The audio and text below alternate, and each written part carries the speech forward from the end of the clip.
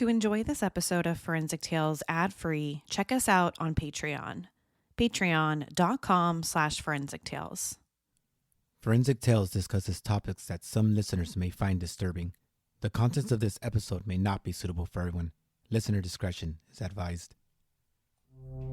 The death of UK spy Gareth Williams in 2010 has become one of the most high-profile unsolved mysteries in years, after his naked body was discovered, padlocked inside a duffel bag.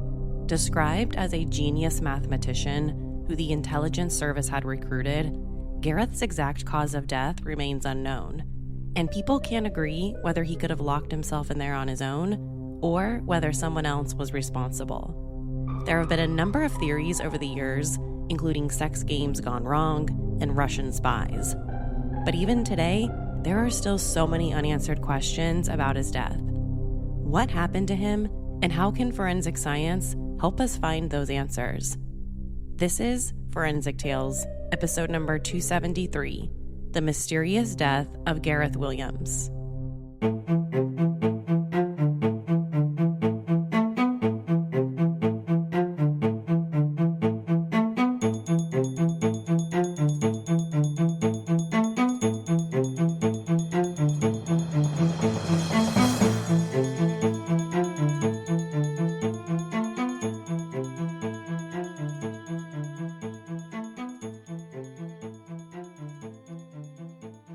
Our case this week takes us to the UK.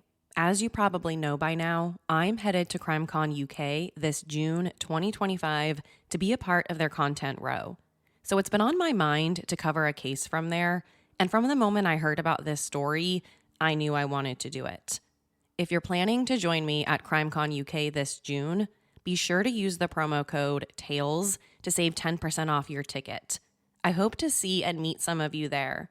I've been to CrimeCon here in the US for the last couple of years, but this will be my first time going to this event and my first time participating as a content creator. So I'm really excited to hopefully meet some of you there in person.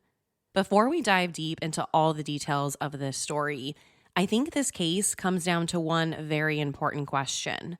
Was this murder or was it an accident? There will be a lot of other questions along the way, like, was someone else inside of his flat when he died? Was there a massive government cover-up? Did his death have anything to do with his work as a code breaker? Are the Russians somehow involved? But the main question everyone's been trying to answer over the last 2 decades is this: was this murder? To be honest, this is a pretty long and complicated story. There's a lot of information out there, including a lot of different theories. So this episode might be a little bit longer than usual. And if you've never heard about this case, you probably already have so many questions just from hearing the intro.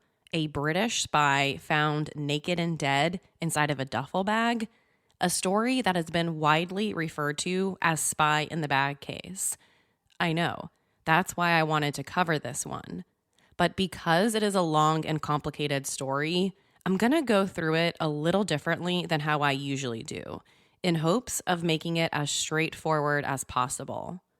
The first thing we'll talk about are the specifics of the case, who Gareth Williams was, a little bit about his childhood, as well as his journey to becoming a junior analyst for GCHQ, and then eventually working for MI6, how his body was found inside of that duffel bag in 2010, the subsequent investigation by the Secret Intelligence Service and the Metropolitan Police, the coroner's inquest in 2012, the Metropolitan Police's reinvestigation in 2013, the developments involving Russia in 2015, and the review of the forensic evidence in 2024.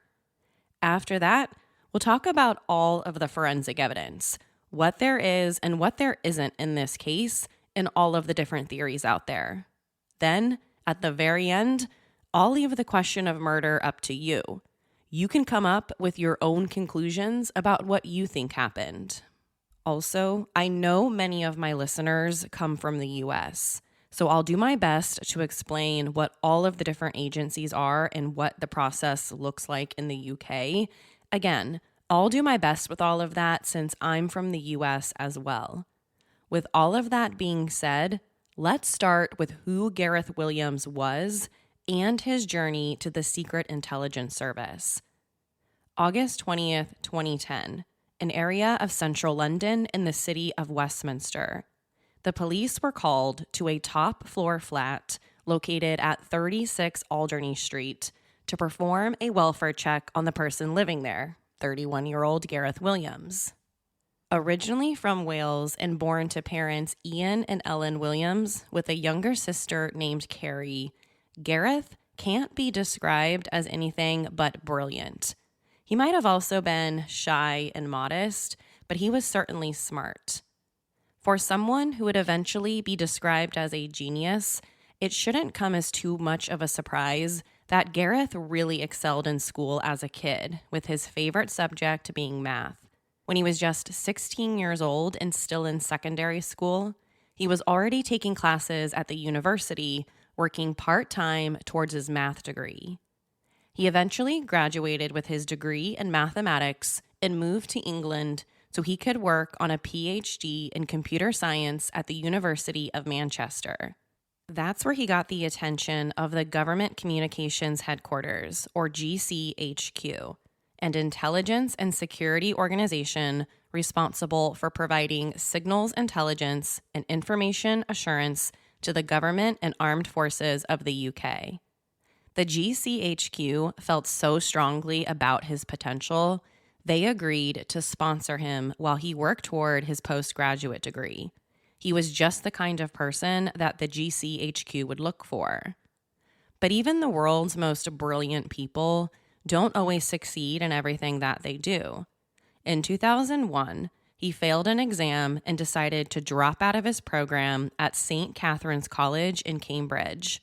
And instead of continuing his courses, he took a job as a cryptologist at the GCHQ.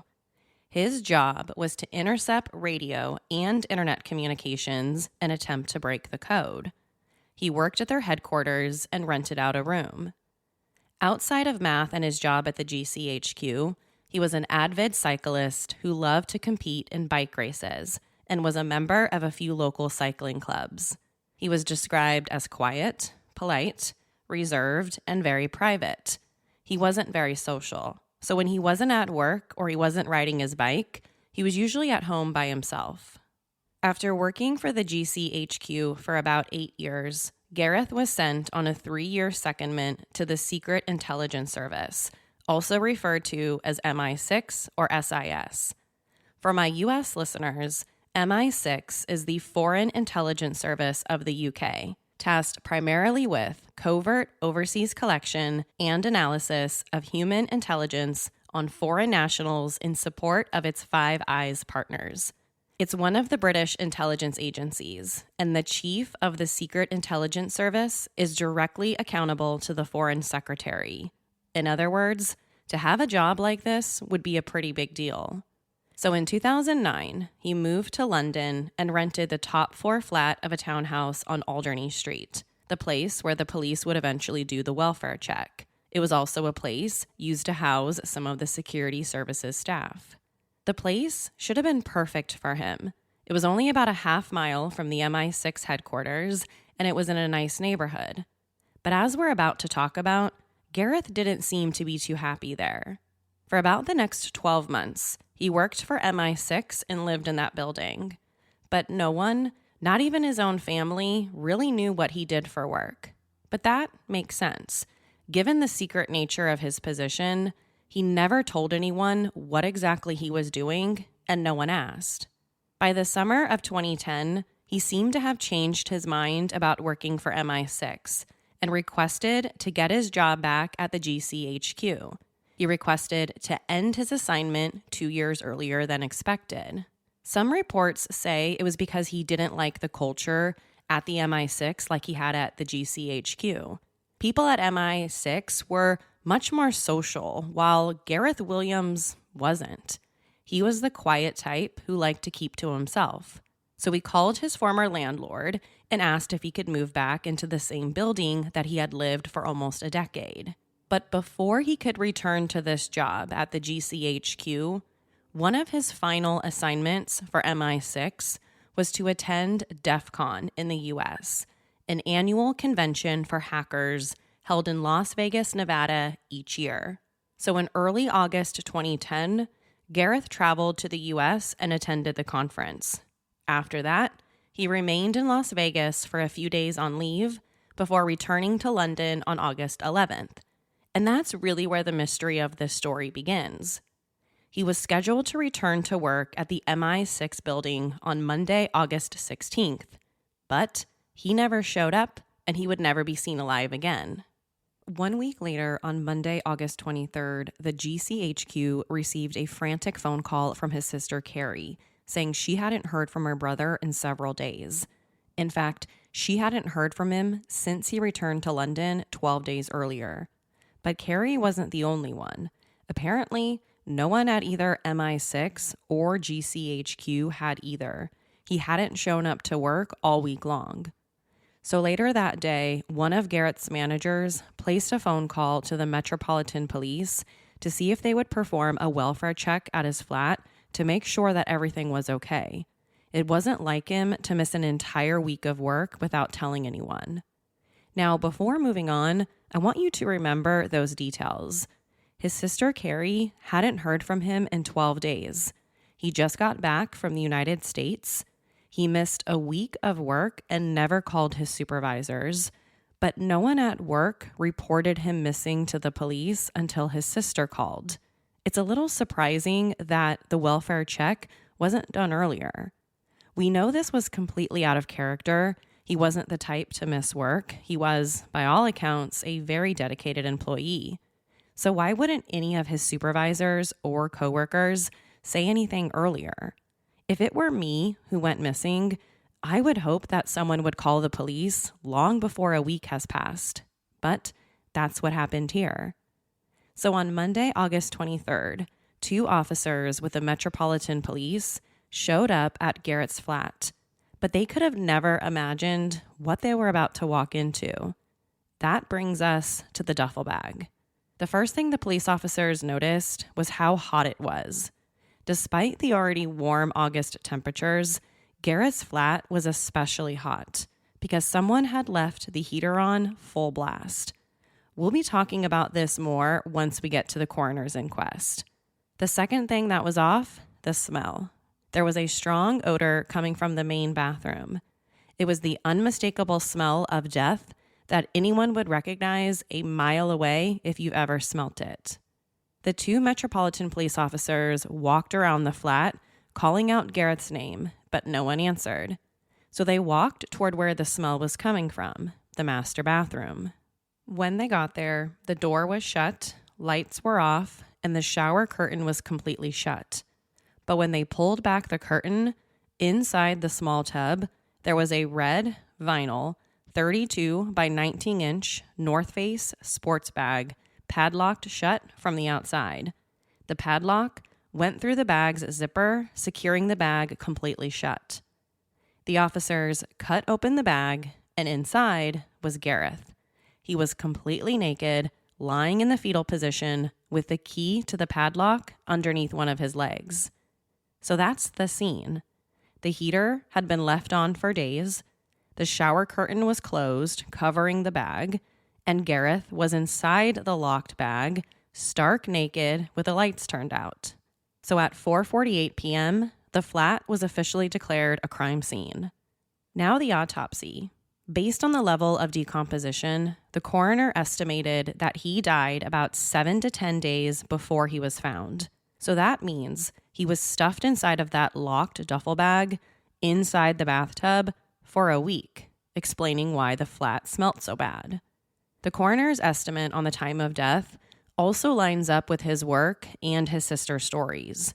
Gareth had been absent all week from work, and none of his family members had heard from him since returning from the U.S. But determining his exact cause of death wasn't as easy. Obviously, his death was suspicious. MI6 spy being found naked, dead, stuffed inside of a locked duffel bag, that automatically screams suspicious. But it wasn't immediately clear what happened to him. They just knew that he had been dead for several days at this point and showed major signs of decomposition. The amount of time spent in the bag, plus the hot temperatures in the flat from the heater being turned on, rapidly caused his body to decay. Early news reports falsely stated that Gareth had been stabbed and they labeled his death a homicide. But those reports simply weren't accurate.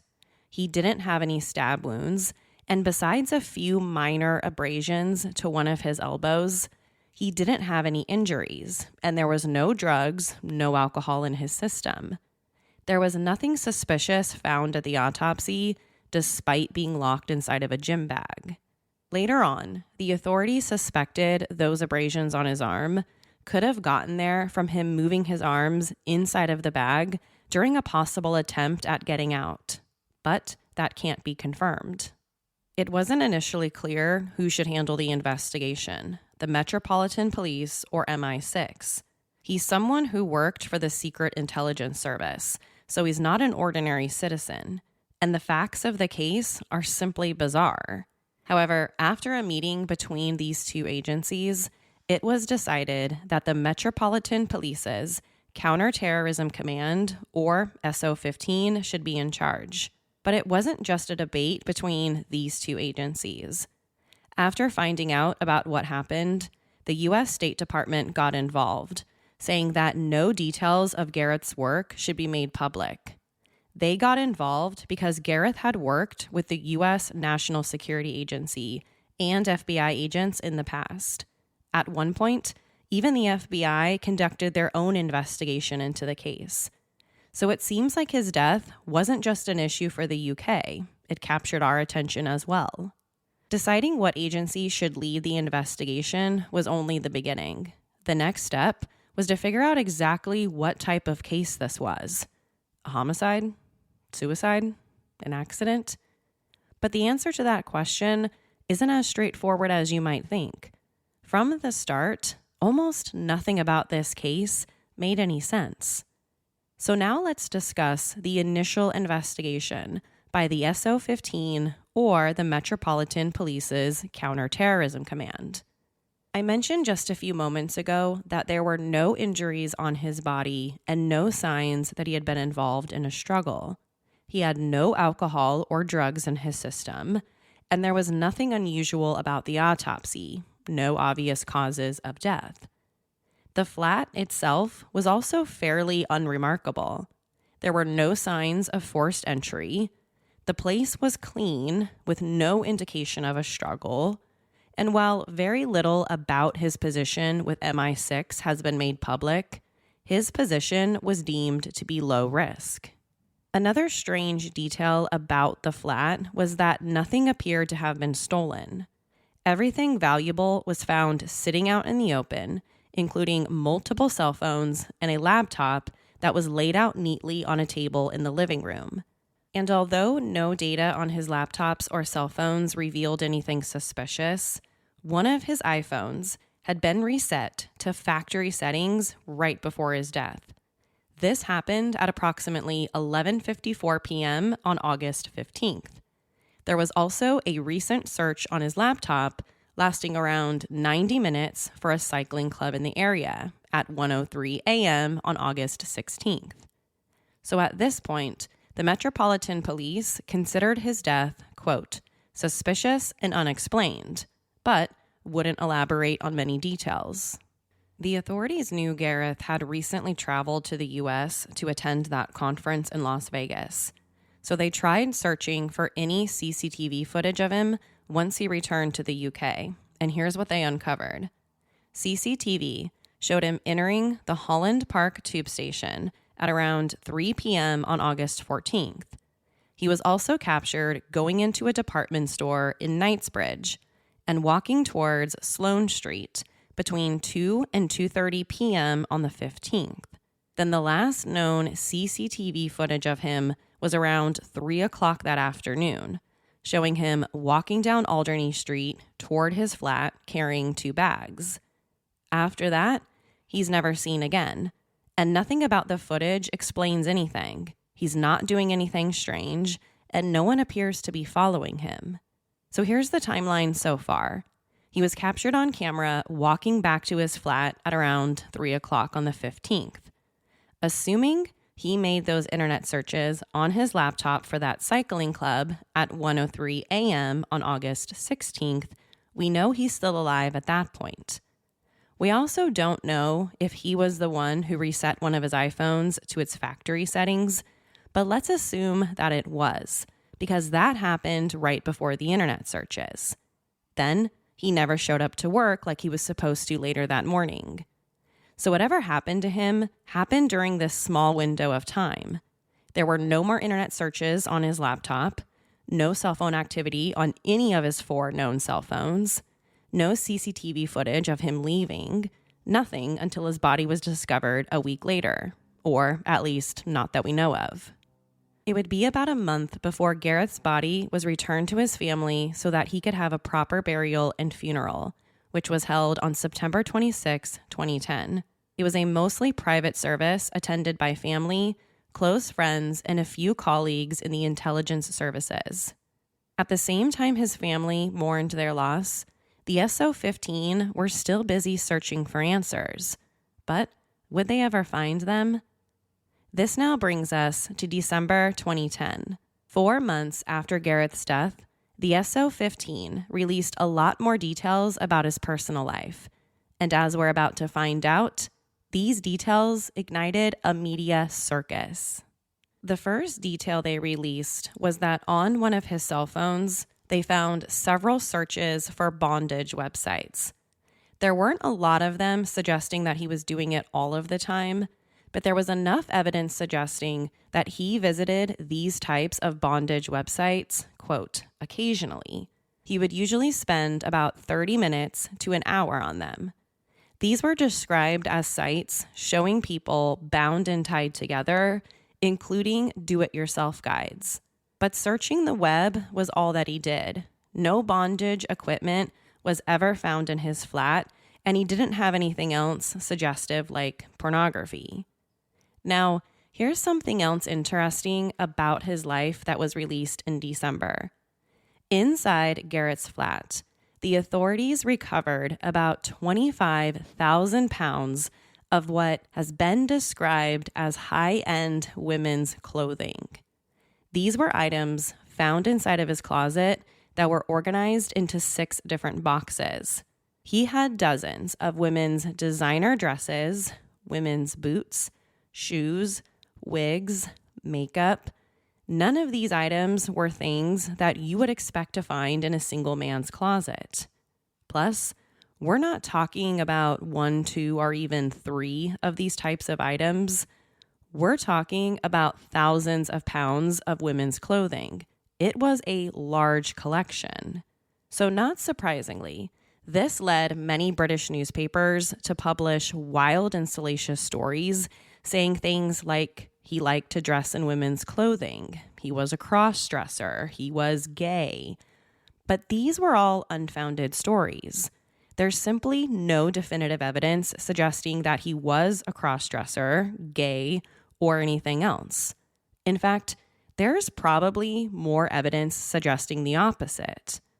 Almost all of the clothes and wigs still had the tags on them like they had never been worn before. There also might be several explanations as to why he had them in the first place. We know that Gareth enrolled in 2 fashion design courses at Central St. Martin's College a couple of years before.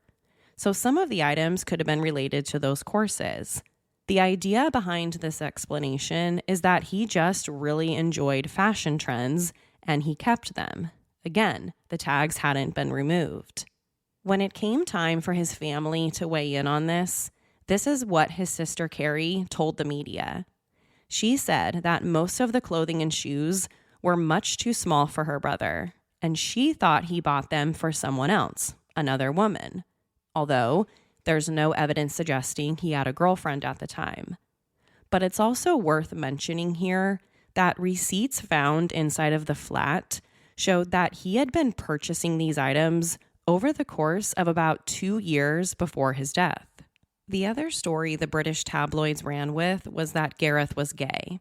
This came after a witness told the police that he saw Gareth several times at a local gay bar, but it's unclear whether he was actually gay or not. Some reports I found say that he was. Some say that he wasn't. The witness who said he saw them at these gay bars, saw him, doesn't remember seeing anyone with him, male or female. And you don't have to be gay to go to a gay bar. Now, those aren't the only explanations for the women's clothing. The police revealed that Gareth had visited a drag show in East London just 4 days before he died. He also had tickets to attend 2 more upcoming drag shows. So it's possible the women's clothing had something to do with that. Well, whether he bought them for those college courses, the drag shows, or whatever else, this news only led to more and more public speculation and rumors. It was already a very bizarre story, but now it's quickly become a media circus in the British newspapers. However, I want to mention here, his family and friends completely refute all of these claims, pointing toward his reserved nature and his fascination with fashion design. So as of now, we don't really know what the clothing or the wigs mean. When we get to the theory section, we'll talk about him again. Let's circle back to the bondage websites, because there was something else about his personal life revealed in December 2010. According to Gareth's former landlady, she and her husband had once found him shouting for help with his hands tied to his bedpost in 2007. She was his landlady for almost 10 years, so she knew him pretty well. She said when they got inside of his flat, he was lying on the bed, dressed only in a pair of boxer shorts. After they cut him free from the ties, Gareth reportedly said that he had tied himself up like that just to see if he could get free. But the former landlady and her husband didn't seem to really believe that.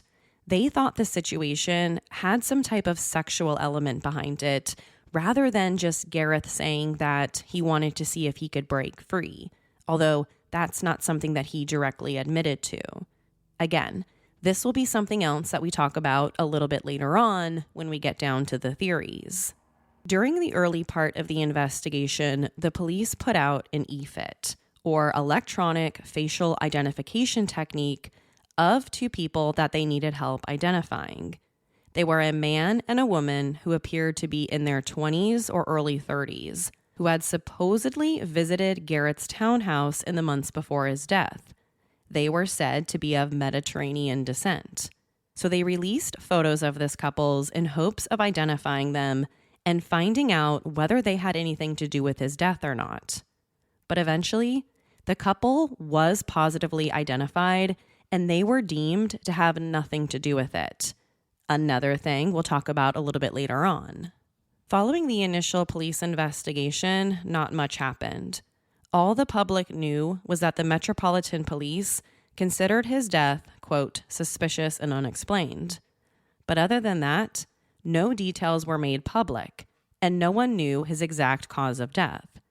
However, the police's silence didn't stop his family from wanting answers. They suspected their son had been murdered, and now his death was all part of a cover-up, even suggesting a fellow British spy could have done it. That now brings us to 2012, the coroner's inquest. Gareth's family had long suspected that someone else was inside his flat when he died, and there was no way he could have gotten himself into that duffel bag all on his own. They also accused the police of possibly tampering with the forensic evidence. Don't worry, we'll get to that. So in 2012, a coroner's inquest was initiated, and this is what happened. Once again, for my U.S. listeners, a coroner's inquest is a formal investigation into the circumstances of someone's death. It's the fact-finding process that determines someone's exact cause and manner of death. The coroner's inquest was led by Dr. Fiona Wilcox and lasted over a week with over 30 witnesses. And this is what she ruled.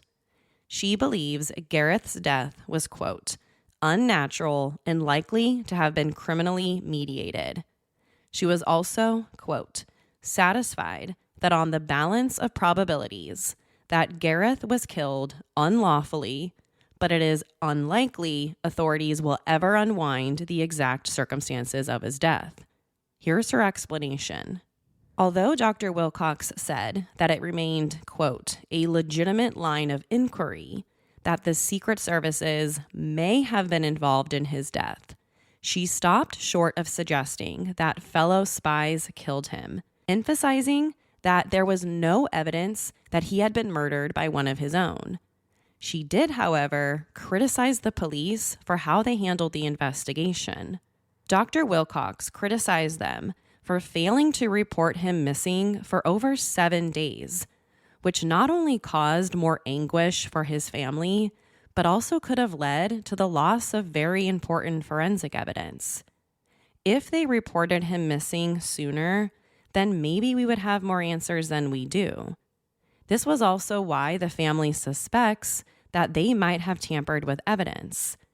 If they had an entire week to go in and out of his flat, what could they have done with the evidence during that time? This was a detail from earlier in the episode that I wanted you to remember. Gareth's work didn't report him missing until his family called, even though they knew that he failed to show up to work. Coroner Wilcox was also highly critical of SO15, who failed to inform the senior investigating officer before the inquest began of the existence of 9 memory sticks found inside of Gareth's work locker inside the MI6 building. As of today, the contents of these memory sticks remains a mystery because they haven't been made public, so we can only speculate about their importance. Other criticisms were, number 1, a DNA mix-up made by the police's forensics team. DNA found on Gareth's hand turned out to be contaminated by one of the forensic scientists, so it was useless. Second, the pursuit of leads leading nowhere. The police spent weeks tracking down that Mediterranean couple seen around Gareth's townhouse that we talked about earlier, but they had nothing to do with it. It was a complete waste of time and resources in an already difficult investigation. Number 3, the MI6's delay in handing evidence over to Scotland Yard. For example, Gareth's GCHQ computer wasn't handed over until 6 days after his body was discovered, and the MI6 one 4 days later. Finally, number 4, the fact his coworkers who failed to report him missing never gave formal statements as part of the investigation. Why wouldn't his coworkers be interviewed as part of the initial investigation? So the inquest didn't say there was any solid proof that a fellow spy had murdered Gareth, but she said the possible involvement of SIS staff in the death was a legitimate line of inquiry for the police. Next part of Dr. Wilcox's verdict. She believes someone else was inside Gareth's flat when he died, just like his family said. Although there's no direct evidence suggesting that he was in contact with someone right before he died, Dr. Wilcox believed that at the very least, a third party was present. She concluded that another party placed the bag containing Gareth into the bathtub, and on the balance of probabilities, locked the bag. Next, the coroner suspects that Gareth was likely alive when he was placed inside the bag, and that he probably died shortly afterward from CO2 poisoning. Even though his exact cause of death couldn't be determined, there were no signs that he had been smothered or asphyxiated. So the conclusion is that he had been overcome by hypercapnia, which causes elevated carbon dioxide levels in the blood. This could have happened within just a couple minutes of being inside the bag. But there's a debate about whether he was forced inside or whether he climbed in willingly. In either case, Detective Chief Inspector of the London Metropolitan Police, Jackie Sieber, is quoted as saying she is, quote, satisfied that a third party may have been involved, end quote. According to Coroner Wilcox, there was also inconclusive DNA fragments from 2 people found on the bag itself. Another thing she says is proof that he didn't climb in there alone. Evidence at the inquest suggested that it would have been virtually impossible for Gareth to have locked himself in that bag all on his own. 2 experts testified that it would have been very hard for him, who was 5'8", 130 pounds, to climb into the bag and then lock it from the inside out without any type of assistance. Together, these 2 escape artists tried over 400 times to do this themselves, but they were unsuccessful each and every time. These were people trained in the art of escape. One of them was a man by the name of Peter Falding, an expert on confined spaces. He said this about his findings, quote, "I couldn't say it's impossible, but I think even Houdini would have struggled with this one," end quote. Also bizarre, all surfaces around the bathtub, including the walls and the sides of the basin, were all free of evidence. If Gareth had been carrying out some type of peculiar experiment, he wouldn't care if he left any foot or fingerprints, Dr. Wilcox said. The experiment refers to the theory, which the coroner rejected as part of her verdict, that his death stemmed from an interest in autoerotic activity, bondage, or cross-dressing, something that we'll talk about more in the theory section. Dr. Wilcox also rejected the theory of suicide. To briefly go back to the women's clothing found inside of his home, there was a video found on one of his cell phones showing him dancing naked while covering himself with a pair of leather boots. But Dr. Wilcox believes that reflected his interest in fashion. She specifically pointed to those 2 college courses he took on fashion, as well as his sister Carrie's testimony that he was a very generous gift giver. As for the wigs, she described them as, quote, far more consistent with dress up, such as attendance at a manga conference. Earlier in the inquest, one of Gareth's friends explained that they had a shared interest in the Japanese genre of cartoons and comic books. Also to note, Gareth was found naked in the bag, not in women's clothing. And even if he did have some sort of sexual interest in women's clothing or shoes, what did that have to do with actually what happened to him? To Dr. Wilcox, the various leaks about his personal life represented efforts, quote, by some third party to manipulate a section of the evidence, end quote. It was all a distraction. Next, the other evidence suggesting the presence of a third party. According to the coroner, the biggest piece of evidence pointing toward a third party was the heat inside of the flat. When the police showed up, the heat was turned all the way up, even though it was summertime. This has led people to speculate whether someone had intentionally did that in order to intentionally speed up the decomposition, as well as destroy any possible forensic evidence. Would the heat make it impossible to determine a specific cause of death? So that was the inquest verdict. The coroner found in a narrative verdict that Gareth's death was, quote, unnatural and likely to have been criminally mediated. She was, quote, satisfied that on the balance of probabilities that Gareth was killed unlawfully, end quote. But there was insufficient evidence to give a verdict of unlawful killing. Instead, she delivered an open verdict. Likely cause of death, unlawfully killed by suffocation. However, the coroner's inquest isn't the end of this story. Following this verdict, the Metropolitan Police launched its own investigation lasting over 12 months. This all-new investigation gave them unprecedented access to MI6 and its staff. At the time, it seemed like we might finally get some answers. However, in December 2013, the Metropolitan Police announced that despite a re-examination of all of the evidence and the investigation of new leads, no definitive answers have been discovered about what happened or what caused his death. They said, quote, "The most likely scenario was that he died alone in his flat as a result of an accident by accidentally locking himself inside the bag," end quote. So according to the Metropolitan Police, this was all an accident, despite what the experts concluded at the inquest about this being next to impossible for him to do on his own. Now, insert Russia.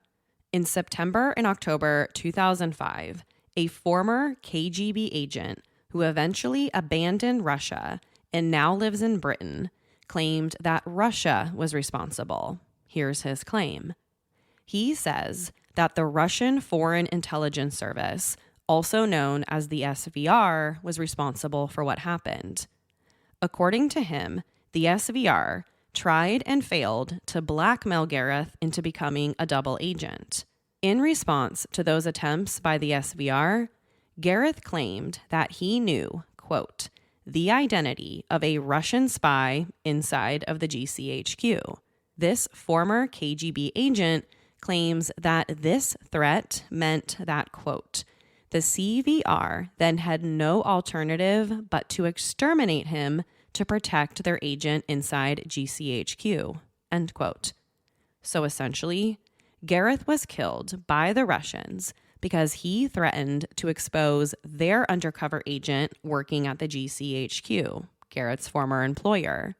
When it comes to how he was killed by the Russians, this former KGB agent says that the SVR killed him by, quote, "an untraceable poison introduced into his ear," end quote.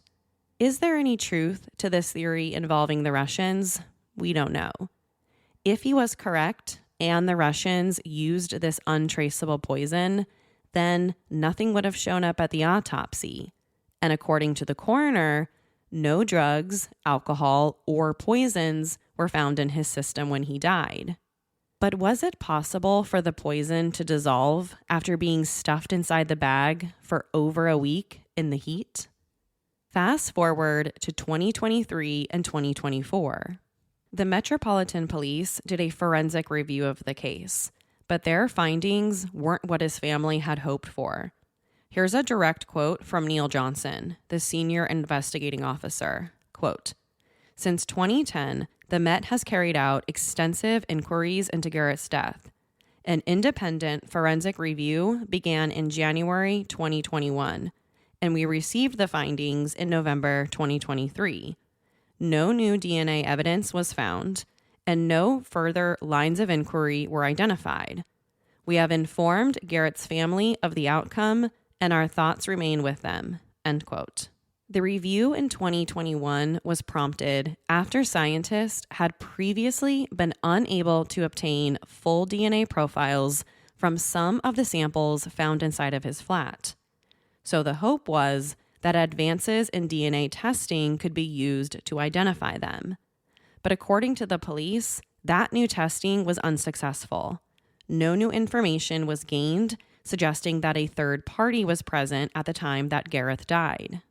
It's now 2025, the time I'm sitting down to record this episode, and the case of the spy in the bag remains unsolved.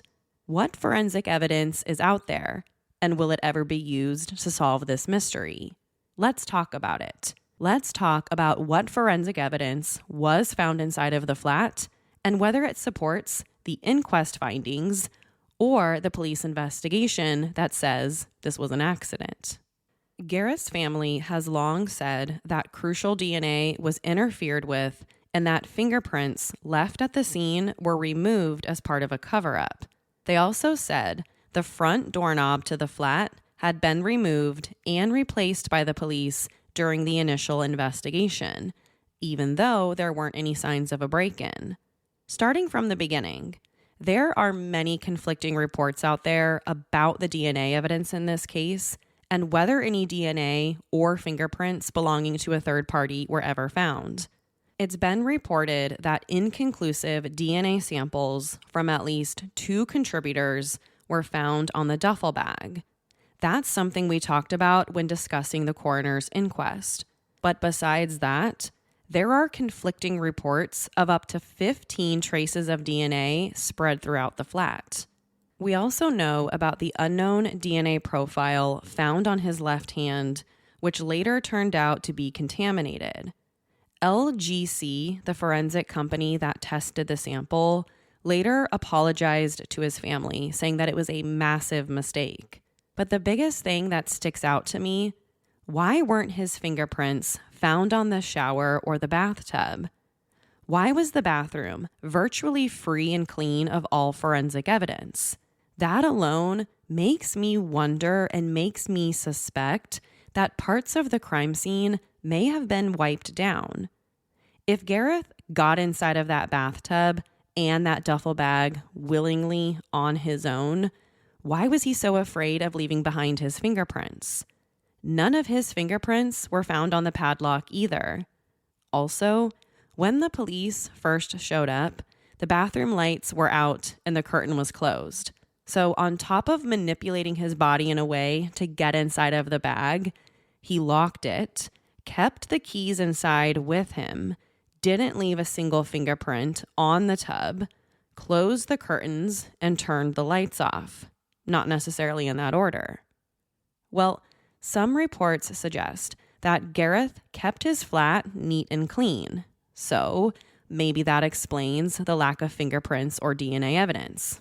But maybe it doesn't.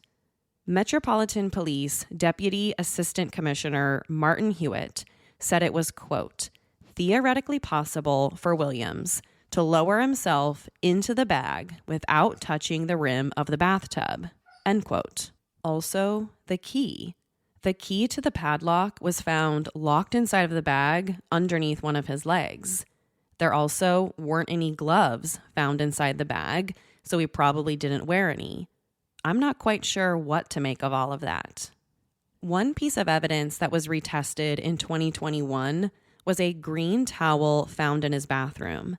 But when the results came back, only his DNA was found on it, furthering the police's claim that this was an accident and there was no third-party involvement. There were also no signs of forced entry into the flat, something else that we talked about earlier. However, according to his family, all of the forensic evidence was tampered with. Someone either cleaned up the crime scene when he was killed, or someone went inside afterward. They also argued that critical forensic evidence was likely lost since MI6 didn't report him missing for over a week. Had they called the police sooner to perform that welfare check, maybe there would have still been evidence. There was also the issue of the heater. What could the heat have done to any DNA or fingerprints? We know the heat played a role in the rate at which his body decomposed, making it even harder to determine what exactly happened to him. So when it comes to the forensic evidence in this case, it depends on who you ask. And that's just one of the many reasons this case is so mysterious and bizarre. Gareth would have had to get himself into that tub all on his own, into that bag, lock it, without leaving behind a single fingerprint on the shower, bathtub, bag, or padlock. All for what? I mentioned a moment ago that Gareth's doorknob had been removed and replaced by the police during the initial investigation in 2010, even though there were no signs of a break-in. This was also another item that was allegedly retested in 2023 using a technology called DNA 17, which examined 17 different areas of DNA. But again, according to the Metropolitan Police, this retesting didn't reveal any new evidence. So it's unclear whether or not anything was found on the doorknob. It's also unclear why it was removed in the first place. Again, if there weren't any signs of a break-in into his apartment, why would you remove his door? Okay, finally, the theories. There is no shortage of theories when it comes to this case, so let's dive right in. The first theory takes us back to the women's clothing found in his closet. Even if he liked to occasionally dress in women's clothing, which we don't know if he did or not, I don't think that had anything to do with what happened. So the theory is that he might have had to dress like a woman for his work for MI6. He basically worked undercover as a female. So that could explain why he had a wardrobe full of women's clothes, shoes, and wigs. But if that's true, why were the tags attached to most of them? If he had to dress undercover as a female, wouldn't he take the tags off before wearing them? Theory number 2, a sex game gone really, really wrong. While the coroner rejected this, some people believe that he may have been involved in autoerotic activity or bondage. So the theory goes, he did this to achieve some type of sexual pleasure from it. But somewhere along the way, things went wrong and he accidentally died. Those who believe this theory point to what his former landlady said about finding him tied to the bed a few years earlier. They may also point to the frequent visits to bondage websites. Theory number 3, MI6 cover-up. Some people suspect that MI6 was involved in his death and attempted to cover it up. That might explain why many of its staff weren't interviewed during the initial part of the investigation.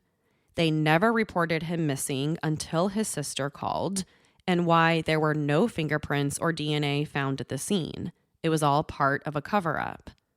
His own family, Gareth's own family, said that it could have been a person, quote, specializing in the dark arts of the secret services, end quote.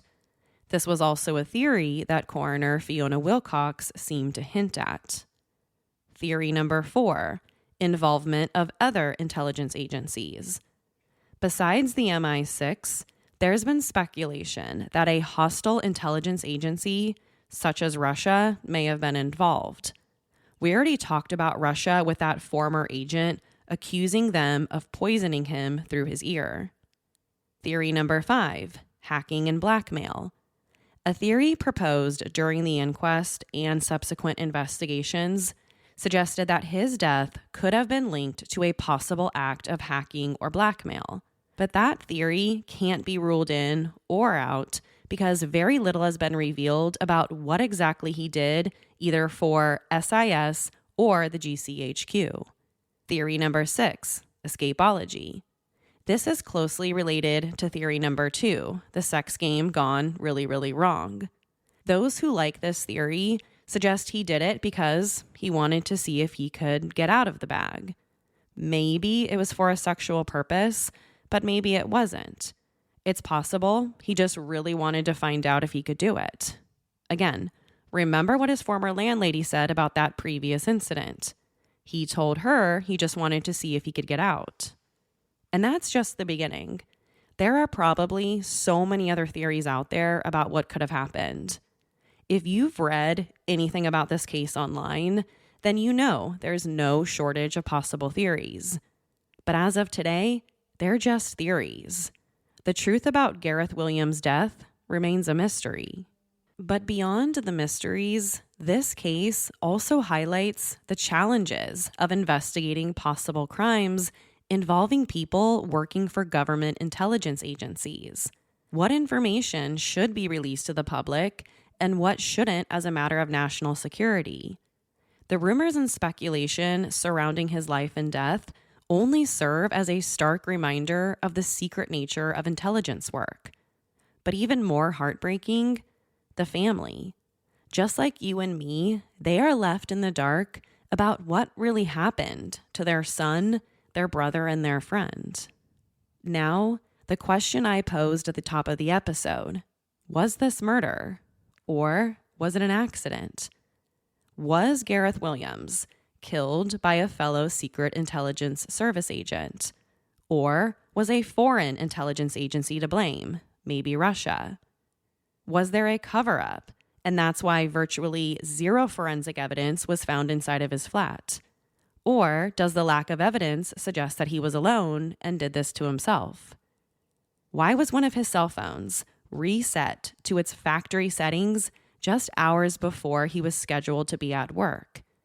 And did his internet searches for bondage and women's clothing have anything to do with his death? Was it physically possible for him to get inside of that duffel bag all on his own, or did he have help from someone else? Could he have locked the bag from the inside out without leaving a single fingerprint behind on the duffel bag or the bathtub or the padlock? And if so, if Gareth Williams got inside of that bag completely on his own, stark naked, why? What do you think the lack of forensic evidence surrounding this mysterious death means? To share your thoughts on this week's episode, follow the show on Instagram and Facebook. To find out what I think about the case, sign up to become a patron at patreon.com/forensictales. After each episode, I release a bonus episode sharing my personal thoughts. Don't forget to subscribe to Forensic Tales so you don't miss an episode. We release a new episode every Monday. If you love the show, consider leaving us a positive review. You can also help support the show through Patreon. Thank you so much for joining me this week. Please join me next week. Until then, remember, not all stories have happy endings. Forensic Tales is a Rockefeller audio production. The show is written and produced by me, Courtney Fretwell. For a small monthly contribution, you can help create new compelling cases for the show, help fund research, and assist with production and editing costs. For supporting the show, you'll become one of the first to listen to new ad-free episodes and gain access to exclusive content. To learn more, please visit patreon.com/forensictales.